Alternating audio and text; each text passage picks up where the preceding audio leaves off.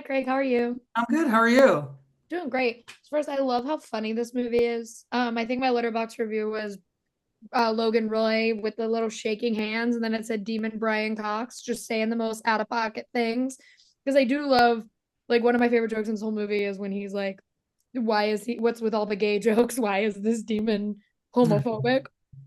But for you as a director, when you're making something that is a horror comedy and you have to also like get the horror elements in there, what for you is the biggest challenge of making sure those comedy moments pop so we're lulled into that kind of false sense of like, oh, it's a comedy when the horror moments happen? Well, there can be a big debate. Is it more of a comedy? Is it more of a horror film? I like to look at it as sort of a comedy trapped in a haunted house. So I knew it would only work is if the comedy elements were legit funny and the horror elements were legit scary. And that's why this movie, I think, really works because of the fantastic actors in it. When you have actors of that caliber, just taking things seriously, funny characters don't know they're being funny. So as long as you play it straight, it'll work for comedy and it'll work for horror. Well, yeah, and how did you kind of speaking of that cast, how did you kind of nail like there are certain moments like Dean at one point puts his hands on his hips and sticks his stomach out, and I was like, that's that kind of dad. Like it was like those moments really pop. How did you kind of work with the actors to make sure like those elements were part of their characters so then we as the audience knew exactly who we were kind of dealing with?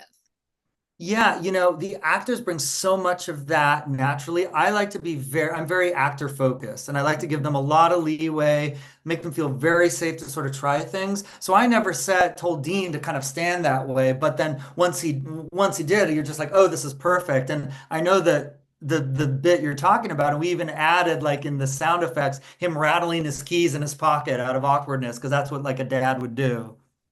But yeah, and I love too, like most of the time with these horror movies, I said to Brandon and Nick, I was like, they're stronger than me because I wouldn't love anyone enough to like go through something like this and then at the end of the day be like I still love you though. And it's really sweet that that is kind of their journey throughout this. How important was it for you guys throughout the creative process to make sure that that love story stayed strong even when things were intense in the house? It has to do with chemistry between the actors, and when we found Nick and Brandon, and they just had this great sort of back and forth. They felt like a couple, and they felt like a couple you'd be rooting for, and they are brought to the brink. I mean, they go through the ringer in this movie and come out the other side. And I don't know, it's like the movie Speed, right? Where they say like, relationships, it takes a stressful situation to either bring you together or pull you apart. I can't remember what Yeah. Sandra Bullock says, something like that. Well, and I have to ask because now this is the second movie like about Airbnbs tormenting humans. Because you have Barbarian, now you have this. What do you think it is about the idea of an Airbnb that is just so ripe to kind of put a horror movie in there? I think they're always awkward when you get there. That's like, does somebody live here at all? And like the decor is a little off and feels a little generic, but then there'll be something weirdly specific. They feel haunted in their Mm. own weird way. It's hard to say. I agree. For my last quick question, I want to ask, with a movie like this, that is horror comedies, I always feel like are hard to package because people are like, okay, am I going to laugh too much or am I going to be too afraid? Like, what exactly is happening? What are you the most excited about?